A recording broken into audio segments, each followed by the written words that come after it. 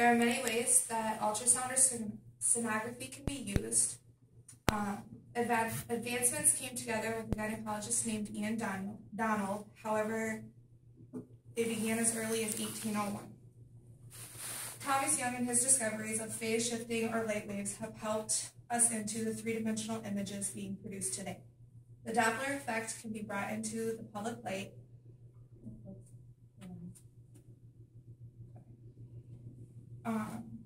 Doppler effect can be brought into public light in 1842 by Christian Doppler's principle to track the motion of the stars, which is now used for blood flow within the vessels and the fetuses.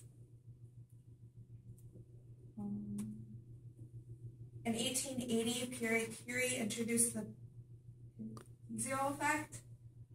This is defined as the electricity produced by mechanical pressure on certain crystals. Alternatively, electrostatic stress produced a change in the linear dimensions of the crystals.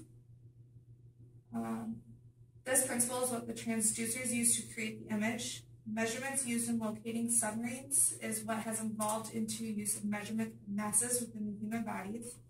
The creator of this method and principle is Paul, I'm going to slaughter the last name, Langevin, and introduced this in 1915. Advancements were made early, but did not seem to take off until 1958 when three men issued the paper, The Investigation of the Abdominal Masses by Pulse Ultrasound. The three men were Ian Donald, John McCaber, and Tom Brown. Ian Donald had a lot to do with the first ultrasonic image produced with the compound contact scanner. Ian Donald was a motivated and moralistic man who was devoted to his work with sonography because of his heart condition. He wasted no time knowing he didn't have a lot of time because of his health.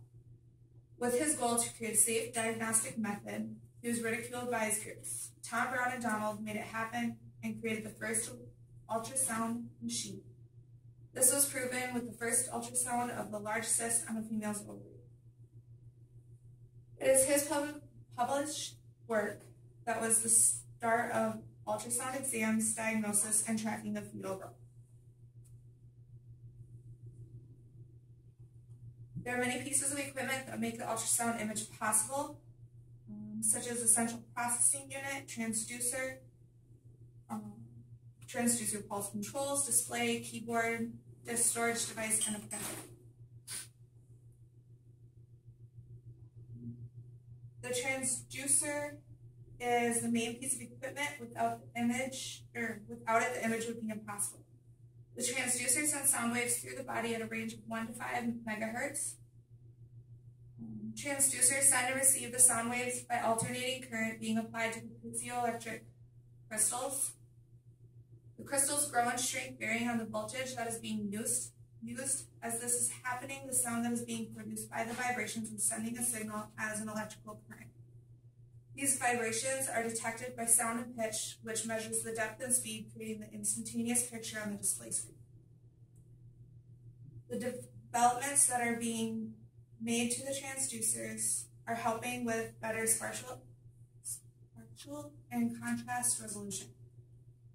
Developments in digital signal processing have produced innovations in beamforming, image display, and archiving. Gel is placed on the person's skin in the area of interest to help the sound waves travel and to help the transducer move easily. There are different types of transducers for different types of exams. For example, a cardiovascular exam has a smaller transducer to get between the ribs, whereas the abdomen has a wider transducer.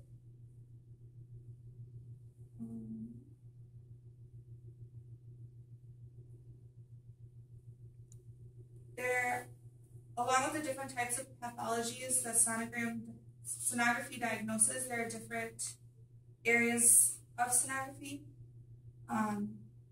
There's OB, abdominal, duplex, and echocardiogram.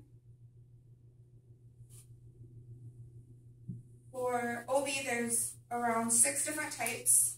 There's transvaginal, standard, level 2, Doppler, 3-dimensional, and 4-dimensional. Transvaginal uses a specific probe that's inserted into the woman. It looks specifically at reproductive organs and such as ovaries, uterus, cervix, and fallopian tubes. This can help diagnose such abnormalities as cysts, fibroid tumors, abnormal bleeding or menstrual problems, ectopic pregnancy, or pelvic pain. It is also used to confirm pregnancy and to get a more accurate due date. It can be used to look for fertility problems and small tissue biopsy. Standard ultrasound is completed within the first or second trimester. The transducer is being placed on the abdomen and to look at the fetus, mother's uterus, and ovaries. Each hospital or clinic has a protocol. This is looking for the establishment of pregnancy, approximate age, and any congenital abnormalities, position of the fetus and the placenta. This type is also used to look for multiple fetuses, to measure the mother's cervix, and track fetal growth and well-being.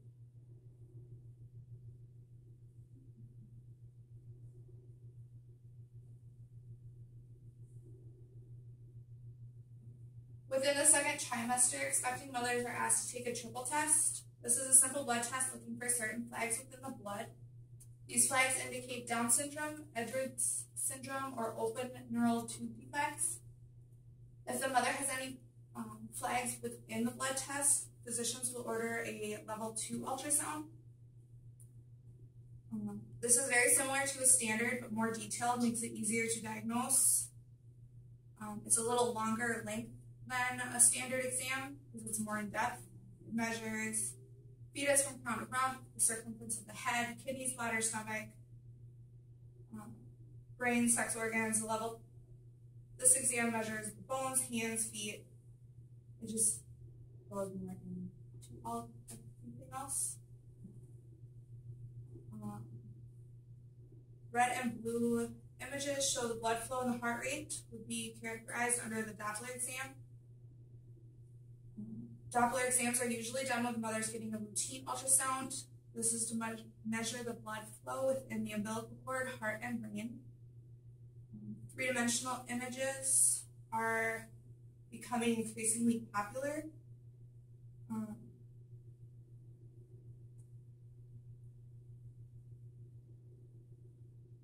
The image that is being shown is comparing what the fetus actually looks like. Helps diagnose abnormalities such as cleft lip. Instead of a standard or two-dimensional ultrasound that shows outlines of the fetus, a three-dimensional shows the skin. Factors that affect image quality is the placement of the placenta. And this is a factor because of the amount of mass the vibrations of the transducer have to travel through. Another factor is the gestation of the fetus. Prior to 30 weeks, there is a thin layer of fat under the skin, making the image harder to see the baby. But after 30 weeks, there is more fat, making the image more of a picture of the unborn child. Four-dimensional is similar, but they're more constant, making more of what looks like a movie.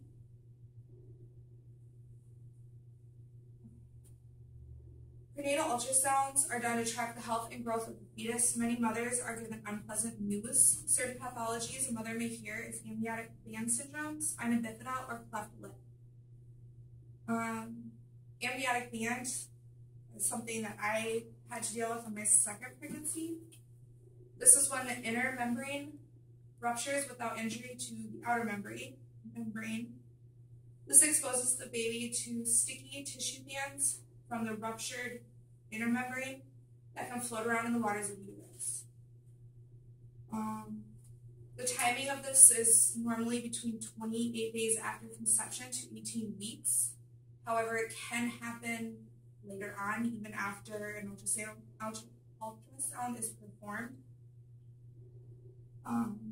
A few examples of effects that amniotic band syndrome can have is miscarriage by the band wrapping itself around the umbilical cord. webbing of fingers and toes, studded growth of bones, cleft lip, along with clubfoot. Amputation is one of the worst case scenarios. The band wraps so tight around the limb that it is considered a dead limb. Ultrasound is used to help diagnose this by looking for fibrous tissues and sheets throughout the uterus. Sometimes it is often hard to see, looking for physical abnormalities such as cleft lip and misshapen limbs is when the doctors start to specifically look for the bands.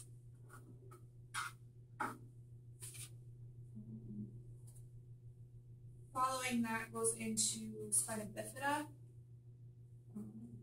There's 3 different types. 2 are not as severe, but the most common,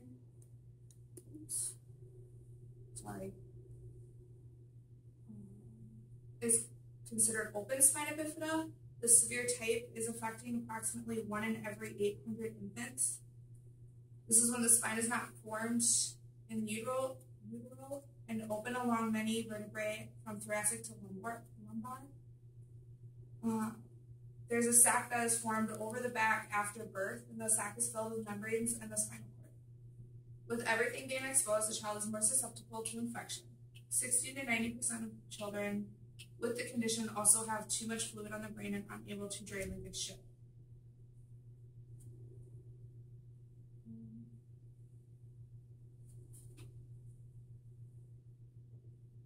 Ultrasound is used in diagnosing spina bifida by looking for 3 possible signs. The presence of the dorsal ossification centers, lateral pedicles as being splayed apart, giving a V-shaped appearance from the posterior elbow. Spina bifida can be suspected when the 2 indirect signs are presented on an ultrasound. The first is referred to a lemon sign, consisting of a more pronounced depression at the level of the mesopic structure, giving the shape of a lemon. The second sign is called the banana sign. It's seen at the level of the cerebellum. It is caused by a protrusion of the cerebral venous through the foramen magnum, giving the cerebellum the shape of a banana. And clefts in the spinal canal. With the advancements brought to us by the people, doctors now have the ability to help the lives get better, or help make lives even better. Early diagnosis of all types of diseases make coping a little bit easier and possibly leading to prevention of such pathologies. Ultrasound is safe to diagnose because of no radiation that is leading to continuously monitoring illnesses and/or abnormalities.